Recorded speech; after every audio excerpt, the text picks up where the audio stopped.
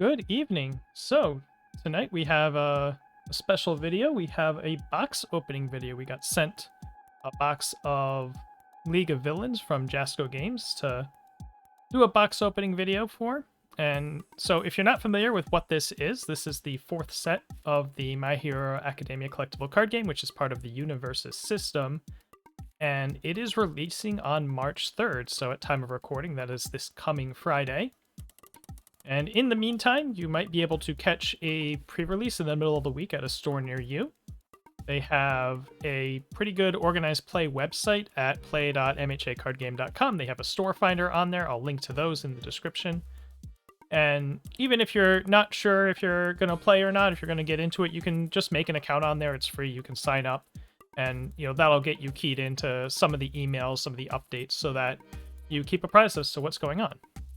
So yeah, that said, most of my viewers probably already know these things. I do a lot of news on this channel, so it's generally people who already play. So instead of sort of a traditional box opening, what I like to do for these is, open the packs. We'll check out the foiling and whatnot. I have a bit of a better camera this time. We should be able to see some foiling patterns, but mostly what I like doing, what I did last time for the previous set, was we just pick a card out of each pack and sort of talk about it from a strategic deck building, fun notes kind of thing.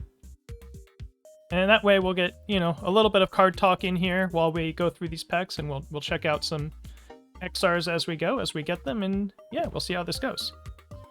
So, let's get started here. Got a upside down playmat as our backdrop because I couldn't fit the whole thing on the camera. Yeah, so the top of the pack here, so instead of a straight box topper, you get an XR to top your pack, and this one we have Stalking Her Prey. Just gonna tear this thing out of this plastic guy here. This one's got a bit of a web pattern on it. So we have a little bit of glare on the camera, but you can definitely see this foiling pattern. This is pretty good. It's a nice looking XR uncommon, and something that some people have started to point out and are maybe starting to notice. I'm starting to believe that this is true from my own pack openings from the pre-release and whatnot. The rarities on the extra rares appears to be a little more in line with the rarities of the cards that they're based on. So, for instance, it's going to be harder to pull an XR ultra rare than an XR common, whereas in previous sets it was just all XRs were created equal. We believe that in this set, and time will tell, but we're starting to believe that that may have changed with this set, that the higher rarity extra rares are going to be a bigger deal. So this one's an extra rare uncommon. That's not too bad. A little bit better than getting a common. But the nice thing about extra rare commons and uncommons is they're foils of cards that aren't normally foil, right? So still pretty cool to get those, regardless. Then we have the Quirk Pack cards. See, I don't want to comment too much on these. Only 5 of them, but we do have a Valiant Assault here. So this is a returning card, a reprint of an old Universus card. I'm just going to toss my packs over here. And yeah, this is a very interesting card. There's, a lot of punch decks have traditionally gravitated to All Might 3 because of the card draw that he presents, and Valiant Assault lets you run one of these decks and just not be that All Might. You can be a different character running a punch deck and still get access to that card draw if you're willing to take a slightly statistically weak attack. But still a pretty good one. It's got that +2 high block. We expect this card to see some play for sure. And then the other one, what we have? League of Villains Bar. This is a very complicated card. Mostly aimed at Kurogiri, and especially Kurogiri 1-Dot. They get access to the flip ability on Bartender, appropriately, to stack a character on top of your deck, and then you can check it and tutor for something. It's a little game you can play with those characters. The -1 speed static helps Kurogiri 1 in particular. Not sure how much play it'll see outside of them, so I'm sure lots of Meme Dream deck builders are going to have a lot of fun with this one. Alright, now for our first booster pack proper. So, there are no chrome rares in this set, so we don't have to worry about checking our common stacks for those. So I'm not going to call out every card by name, because this video is going to take a long time as it is. Let's see. A couple Toga cards. Justice, Ice Geyser. We've got an XR in here. Alright, we have Raiding the Villa Hideout. So this is an XR SE. So that's pretty good. It has a similar block grid pattern as we've seen on some extras. I think Basic Training had this pattern in particular. We just saw the Villains card have this pattern. So this is starter exclusive. This is the only way we're going to open this card at all in this box. So let's talk about raiding the Villain Hideout. So this card has a sort of small deal defensive enhance, but it basically for one turn gets you the value of Rescue completed, which is a pretty popular card where you just sort of net -1 speed on everything for the turn. So this, you know, when they're coming in, you know they're going to try to kill you. You get to flip this. This gets to be a Rescue completed on defense. It has the ally keyword if you're looking for any good symbol decks that are going to run some Command Pigeon Flock. And it has enhanced discard 1 card : which is something we're becoming familiar with competitively. We know that these abilities can be pretty good. And this is a little different than the other ones. Instead of this one giving you speed, gives your all good attacks +2 damage. So, you know, a little bit of reach. If your character already has pretty good speed on them, you can use this. Again, this comes back to All Might 3 might be interested in this card because he usually uses his enhance on speed and then needs to find damage. And very often has cards to spare, so it'll be interesting to see how much play this sees. Because it requires good symbol attacks, it's probably going to be a good symbol deck, and now, you know, you're one more damage than One with Nature is already giving you, so probably tough to find homes in the current context. If One with Nature eats a ban or something at some point, I could see this seeing a lot more play, though. I'll sort these later. We're just gonna... Well, we'll keep our XRs in a nice little... this is totally off screen if I do that. Okay, yeah, we're just gonna put the cards off to the side. It's fine. Alright. Next pack.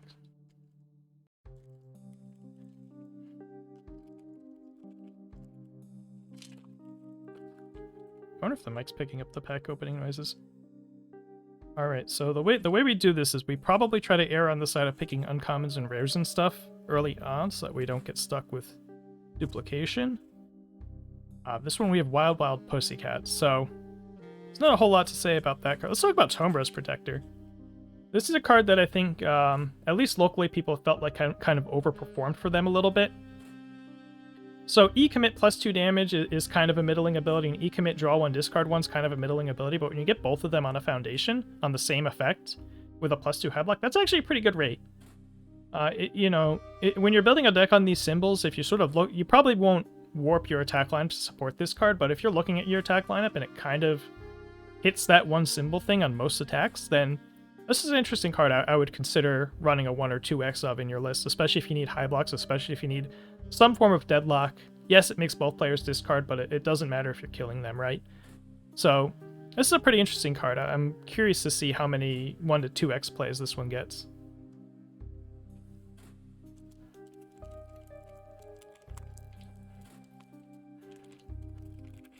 Alright, pack 3. At some point, between now and the end of the stream, I'll get better at opening packs, probably. And maybe not leaving my garbage on the screen. We have Mauler, Bakugo. Okay, we're already seeing some repeat commons in here. There's Stalking Our Prey. Finger Guns. So this one has a kind of a neat little... Some of the normal rares have foiling treatments in this set, so you can see there's little dot patterns around the fingers on this guy. And... you know, let's do Stalking Her Prey. This is a card we got the XR box topper of. You know, certainly if you're Toga, you're definitely playing this card for that Toga enhance. You know, for other characters, it's kind of interesting. We've seen 2 5s with flip for -3 speed see sort of middling play, but be pretty good when they do show up. We're thinking Unexpected Hero. We're thinking going out to fight some villains, and this is another one in that space. 2 5, it flips for -3 speed. If you're not Toga, that's literally the only ability on the card, so maybe it's a little bit worse than those other ones, but some symbols, you know, Death and Water have graceful maneuvers, but sometimes that card's kind of awkward to make good use out of, so they might welcome a card like this into the fold to fit into their speed reduction packages.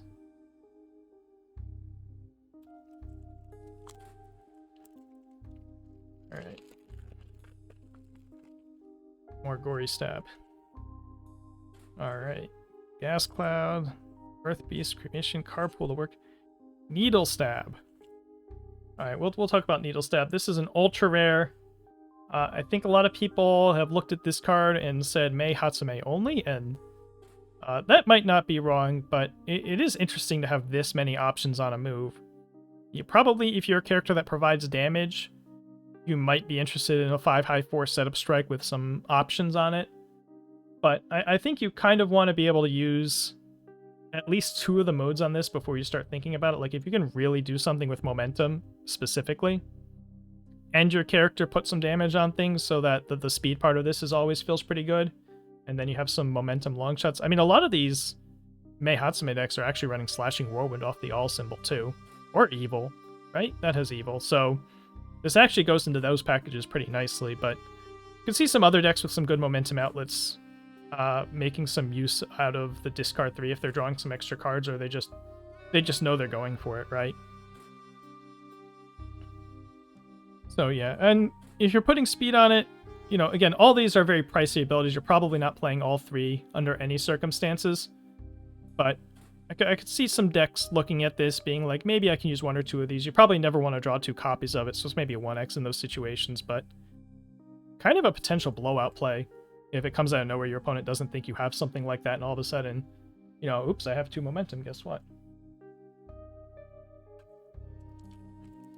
So think about those Momo decks like 1xing that and then tutoring for it in the right circumstances, make that Home Run Comet live. Could be a thing. Alright, you have Ignite, Shatter, some commons, League Invitation, probably needs no introduction. Get Kickback. Rushing Stab. Alright, so this is the 1-check stun 3. Really hard to talk about 1-checks. I want to talk about Jet Kickback. This is mostly just a cute thing that I'm going to be doing very soon. One of the very early set 4 decks I want to build here. So this is a 2 mid-6. It is a Void card with the charge keyword.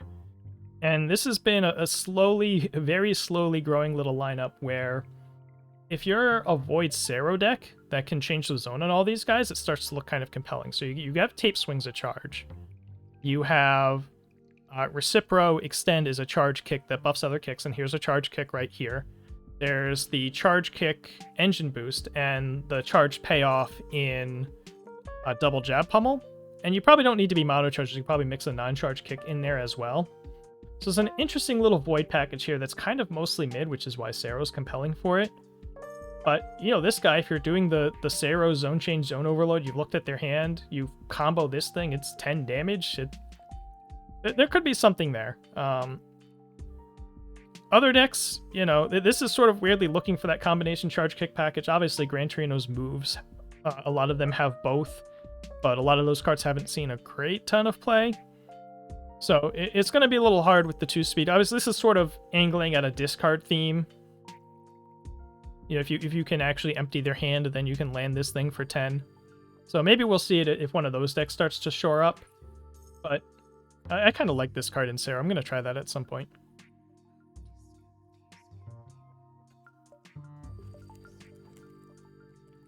Oh, that Void Sero deck also gets to run Hold Hostage.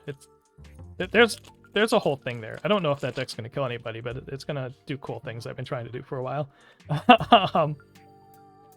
Transfer Glow, the Toga attacks again. S-Cloud, Stalking, Expanding. House of Cards, that means we have an XR here. Oh, it's an XR Earth Beast Golem. This one's got a little line pattern. Yeah, let's talk about House of Cards, though. This is a unique 1 difficulty foundation.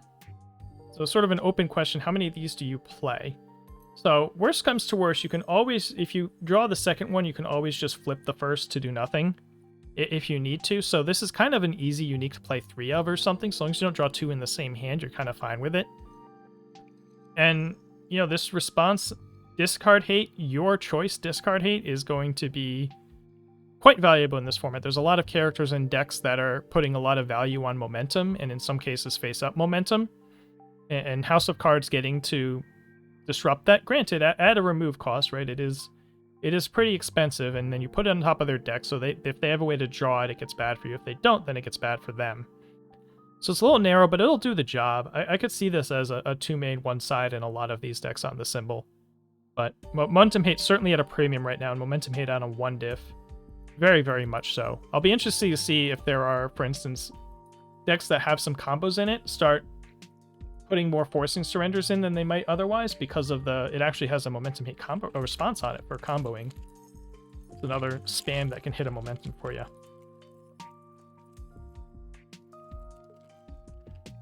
Alright, what's next here?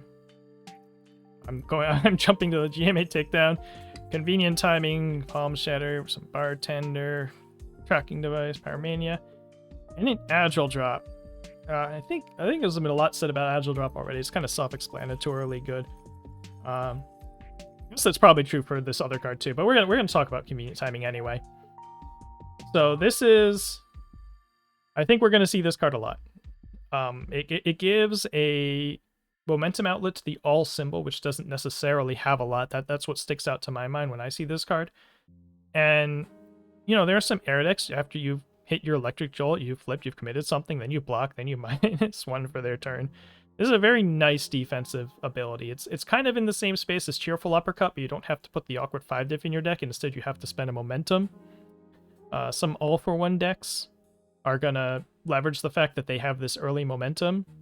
You know, they get to have the momentum on turn 2 going second to fuel this, so that's gonna help them a lot. And you know, for what it's worth, the onboard E-flip is nothing to write, you know, not nothing to write home. That's the opposite saying. But yeah, it's not bad at all. Pointing at a discard pile and getting a card out of there can be pretty effective disruption for, you know, a lot of strategies. You know, we saw UA high strategy win the HLC. We've seen obviously Momo points to things in her discard and pulls them out. Ojiro needs to have the right zone in his discard sometimes. Really, when you think about it, there's a lot of pulling cards out of the discard pile in this format. And so anything like this that disrupts that has some bonus value to it. I'm someone who's a bit known historically for playing those discard hate cards whenever I can. Voices in the Dark gang. Make a bit of an old card reference there. Alright. Whiplash, Blade Rush. More convenient timing. Tracking device shows up again. Here's twice. And Twin Sword Slicer. Oh man. Alright, we'll see if we see twice later. I'll talk about this card. So I think, and we'll see if other people's pre-release experience is the same, but I think people after our pre-releases this past weekend started to realize that, you know, Echo is pretty darn good. And, you know, obviously it's good, right? But there's some questions about, you know, is Echo worth the stat bump? Obviously a 4 difficulty too low for 4 is not the most exciting thing in the world. But yeah, I think despite the slow speed, I mean, what are the odds they're actually going to have 2 low blocks anyway, right? And if you combo this, which makes it a bit more awkward as an Echo card, normally Echo cards you want to play first, but this one lets you combo to make the Echo copy plus 2 damage and then another move after it plus 2 damage as well, because you're going to get to play that combo enhance twice, and that's pretty cool. I'm a little worried people might look at this card and think if they can't play that enhance, then they're not that interested, but I don't think that's necessarily true. I think there's plenty of decks that are pretty happy to get 2 attacks for the price of 1 here. You get the weapon keyword, you get the combo keyword if you need it in some cases. And yeah, I think we're going to see this one in some constructed play doing some work outside of just spinner or something like that. This card's pretty good. Might sneak into some lists over time. Like, it might not be in some initial ones, and then somebody will try it and I'm like, oh, this is actually pretty good.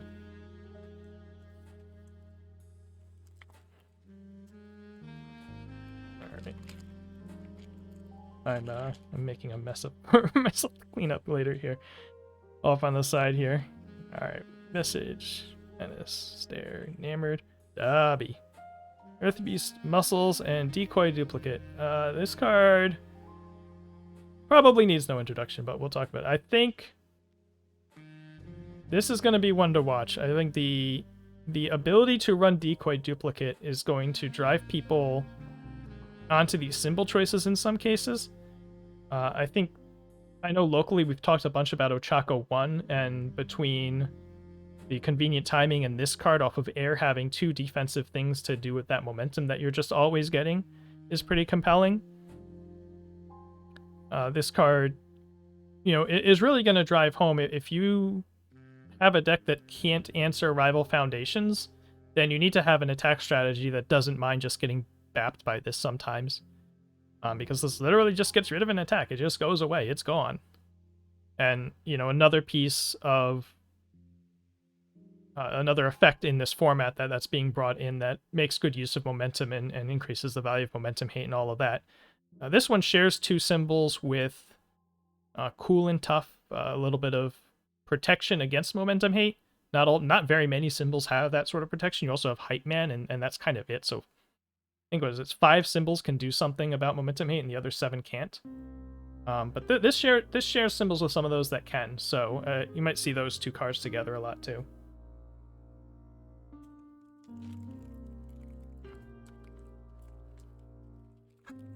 All right. This getting a lot of packs with GMA takedown right at the start. It's kind of funny. We have an XR in this pack as well. So here's Glacier Breaker. That's our rare. XR, we got a Masked Menace. That has a pretty neat little box pattern. Right, that is not how his mask looks. That is all foiling pattern right there, actually. So that's pretty neat. Oh, what do we want to talk about here? We've the double Masked Menace pack. I guess that means we're supposed to talk about Masked Menace. Sure. All right. So this is a bit of a weird shape. So the first Nance is playable while committed. So first of all, if you think about it, it's playable while committed, destroy for -2 damage, which is twice of a self-sacrifice, which is a thing you do sometimes. These are all like somewhat inefficient effects, but they kind of add together nicely, right? You can commit this for 2 speed, but it costs you -1 damage, but that's still something you might do sometimes. And on defense, you might commit for -2 damage and then blow up for -2 more at the cost of making their things faster. Obviously, in Muscular, you just build this back down, right? But even other characters just, again, one of those, you're probably never going to activate 2 copies of this, so it might be a 1x type of card, but just a little tripwire make your opponent have to worry about can kind of swing a matchup just by making the math weird, right? And cards like this do stuff sometimes.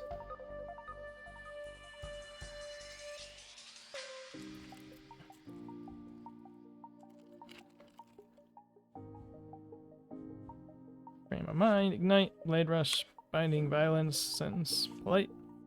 What is it? Warp Gate Portal. This is another normal rare with a little bit of a foiling treatment on it. That's kind of cool. It's hard to talk about Warp Gate Portal, though. It just kind of grabs any card you want.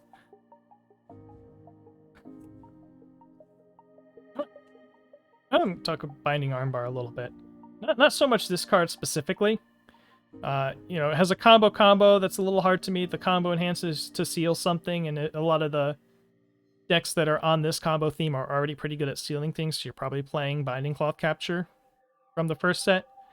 The Deadlock Enhance is welcome, but as much as anything, this is a reasonable 4 difficulty throw on these symbols, and the All symbol in particular has a couple of these now.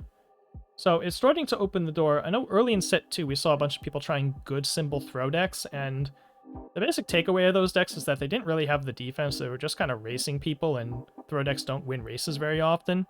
But now you might be able to do it on the All symbol, which now has 4 sets of stuff to work with and maybe can play a little bit better defense. So I think we might see some people revisit the mono throw or the heavy throw deck theme off of the All symbol and see what they can do with it.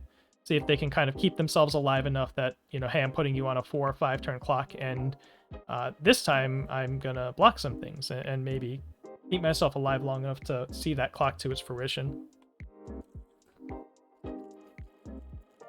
I think that's the sort of thing where if that kind of deck becomes a thing, you start to really alter what the meta looks like, right? Because now people are thinking about throw hate symbols and whatnot, and it's just going all in on stopping the one with natures of the world doesn't help you if like us Dobby's just trying to kill you with throws or something, right? All right, Tour, Bakugo, Enamored, Fancy Feast, Scouting the Forest. Again, this has a little exploding by the plug into the tree. Kind of funny that they did that with a bunch of the normal rares with this set. Whatever. Let's just get the obvious thing out of the way. Here's Saving Bakugo. This is going to be a staple. It's going to be everywhere. Pretty much anything that responds to flip right now is considered to be at a premium, and these symbols mostly aren't that excited about their zero difficulty foundations. There's not a ton of super compelling competition for this in terms of deck space. So yeah, we're probably going to see this card a lot for a little while, and we'll see if Supposed to see how the seizing the advantage symbols do, you know, how much play they're getting. If they sort of drop off, you might see this turn into like a 2x main, 2x board kind of thing, but because it's a 0 and just because these symbols don't have, you know, the craziest of options at 0, decks that are wanting to have, you know, 6 or 7 zeros or 8 zeros with their 2 checks or whatever are probably just going to be slamming for this guy.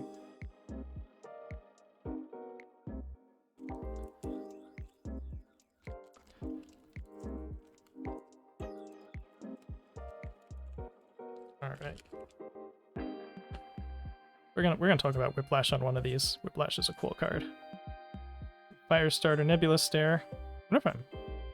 I think we have an XR here, so we have Reluctant Retreat. This is just a normal foiled rare here.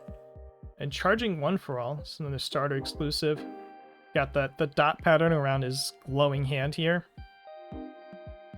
And what do we want here? Yeah, we'll talk about Whiplash. So this card's sneaky.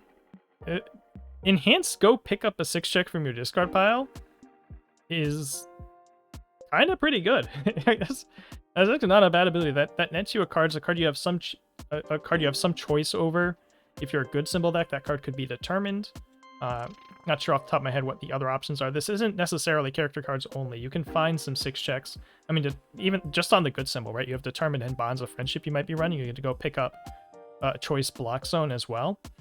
And it is a deadlock threat that's kind of meaningful. 2 speed, 2 damage goes to your momentum. It's one of those deadlock abilities that might not stop your opponent from going into deadlock, which means you're going to get to activate it sometimes.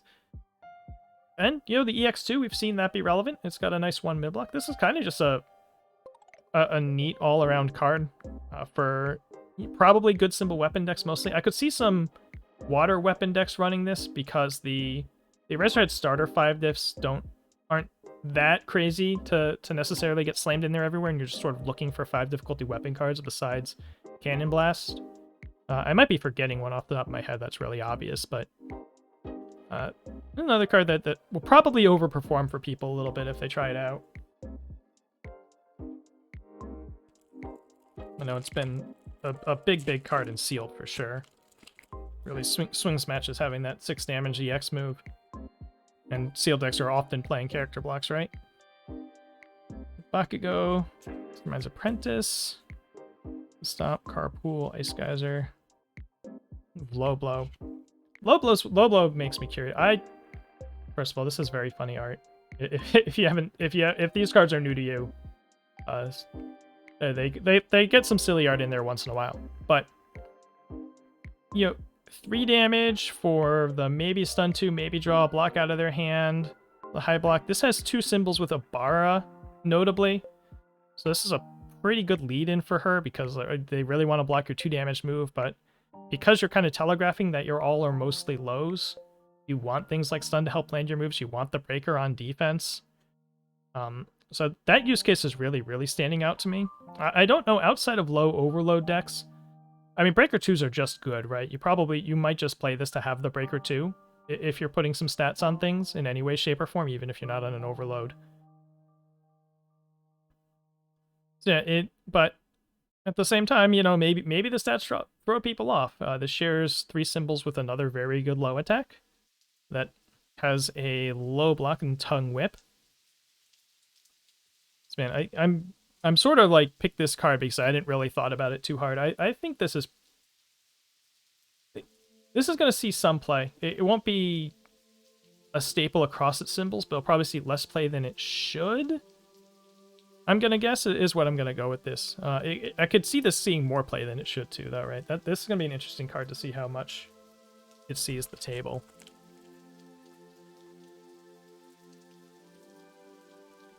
All right. Yep. Mauler, Whiplash. Gonna have to water break after this if I remember to.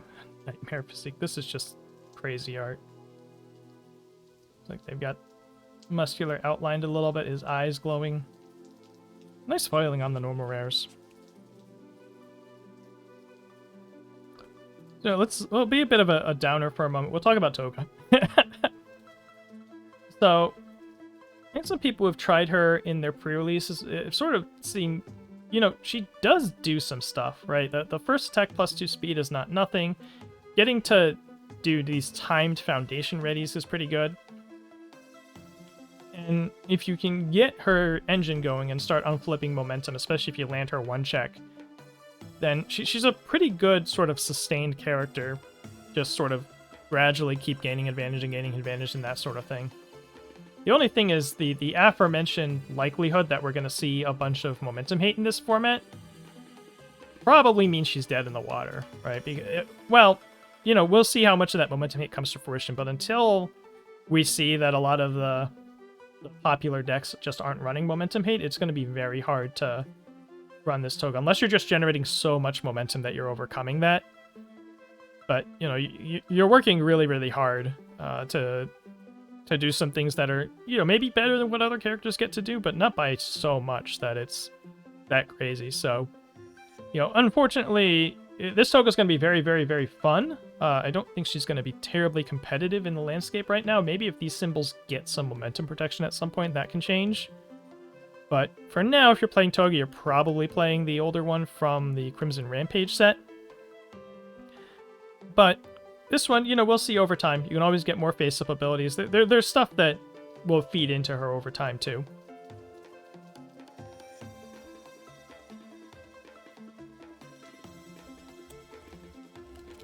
Alright, there we go. Got my water.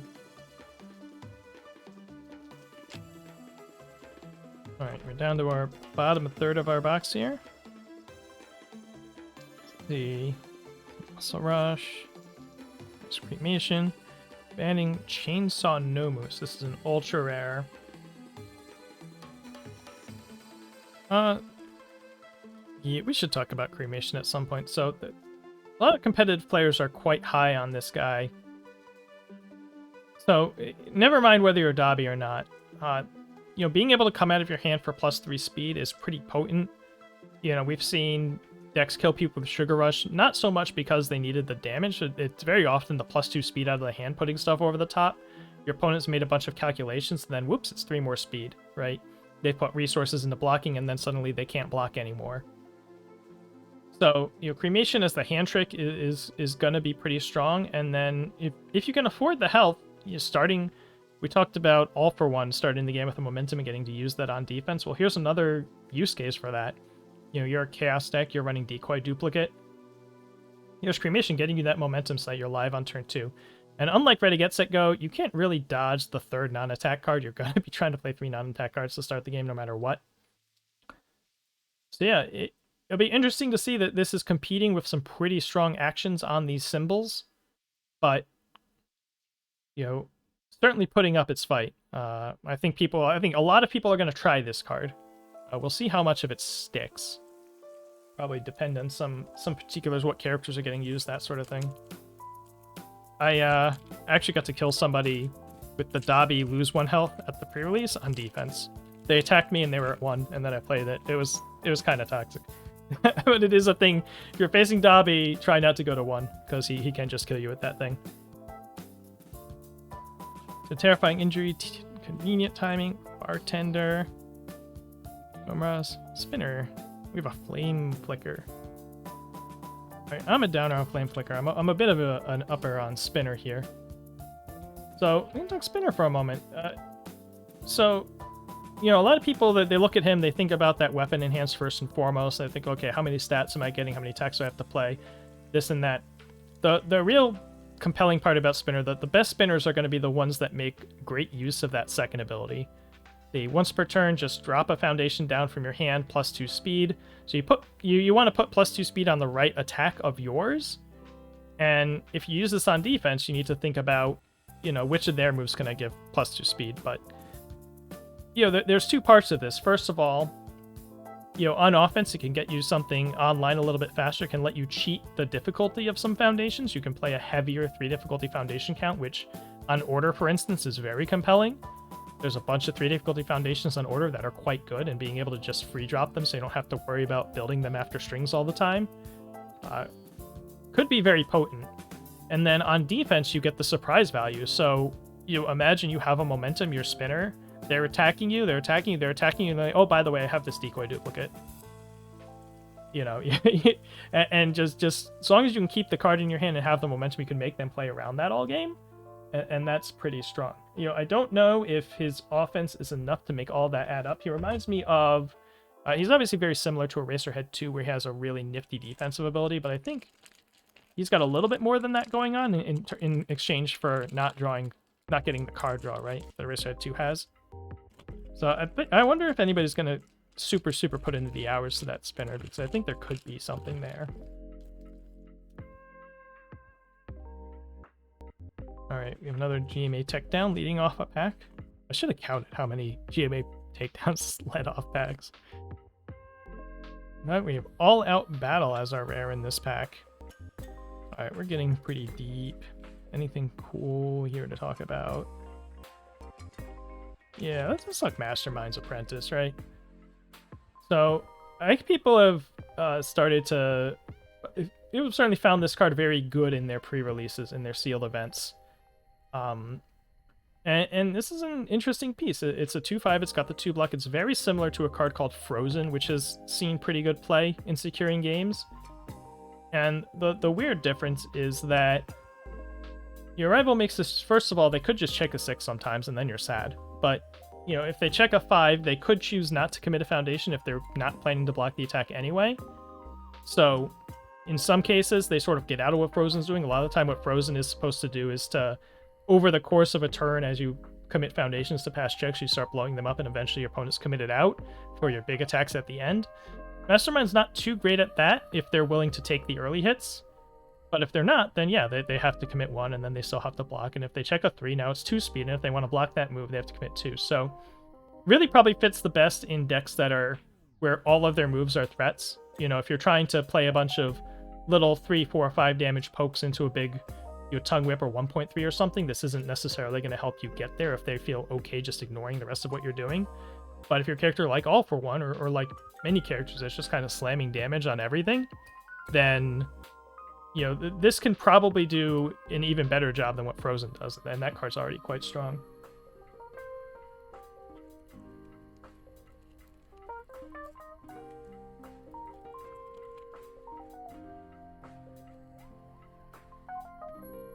Baller Visage.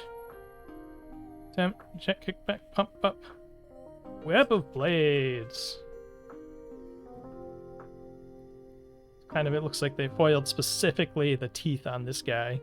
So this card got a lot of attention when it was previewed. It is similar in shape to an older card that did not see much play, and people are expecting this one will see quite a bit of play. So a lot of this format is, you know, there are characters that -2 speed everything, there are characters that -2 damage everything. And so, particularly if you're a character that's not slamming stats on everything, this card gets very interesting very quickly, because it's going to have a pretty good chance to start tricking off these responses. And if you even get, really, if you get +2 speed for free once per turn, or +2 damage for free once per turn, that's already a fine rate.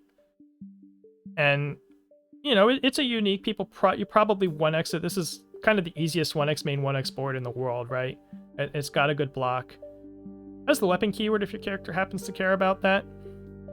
I don't think it's on any symbols of characters that care about weapon foundations, but it might be. But yeah, and this is one of those cards that challenges it's very easy to look at cards in a vacuum and be like, oh yeah, you 1 or 2x that card, and then when you look up after all your 1 and 2x's, you're at a 90 card deck, and that's actually too big. So, you know, we'll see how much effort people put into fitting this card into their decks. I may at some point try to see how many 1-ofs I can play in one deck.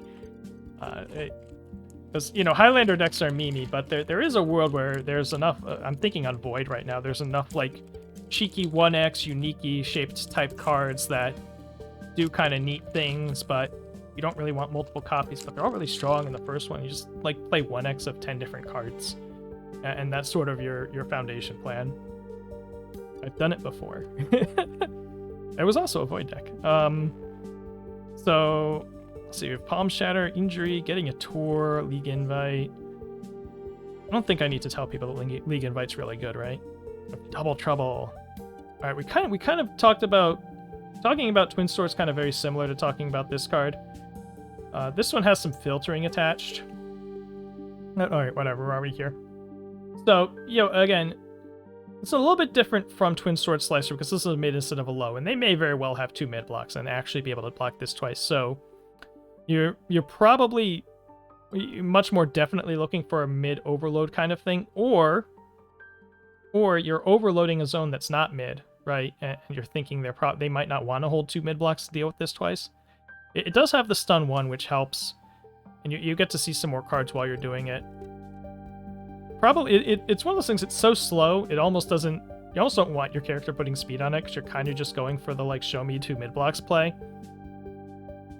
But, again, 4 difficulty, Echo card, a little slower, has some utility, kind of less damage if you're thinking about double +2 damaging the Twin Sword, but a little bit better as a poke, right? You can, if you don't have the Echo, you don't want to Echo, you're pretty happy to just lob this, do some filter, do the stun 1, make them debate whether you're going to Echo it or not, get whatever special block they have out of their hand and move on with your life, right? So there's a little bit more quality of life on this one, aside from the bad block, compared to Twin Sword Slicer, but yeah, I don't know, I think I like Twin Sword a little bit better than this, but I think any of these 4 difficulty Echoes is very playable, just by virtue of being a 4 difficulty move and having Echo. Alright, we're down to 3 packs? 4 packs. There we go.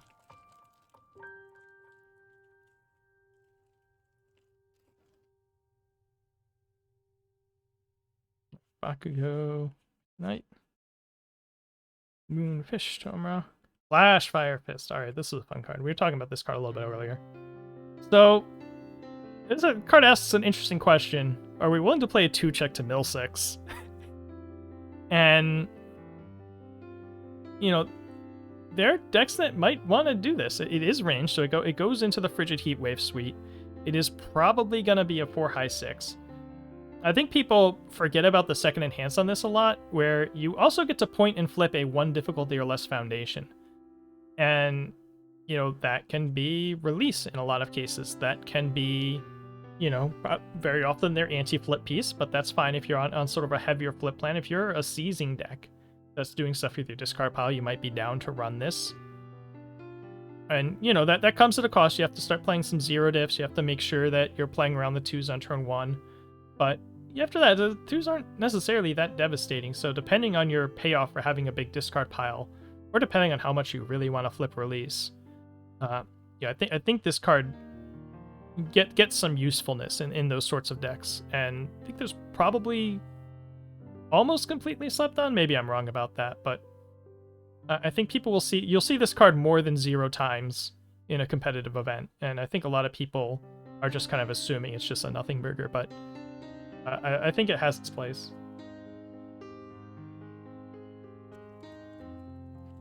You're gonna lose a game to a Flash Fire Fist and you're not gonna realize what just happened. Right? It's that kind of card. Where you think you're fine, it's an all deck, they can't do anything about your release, and then Flash Fire Fist hits, and like, oh, okay. I guess they can. Alright, Sense of Justice, Muscular, In Control, Justice Rush. Alright.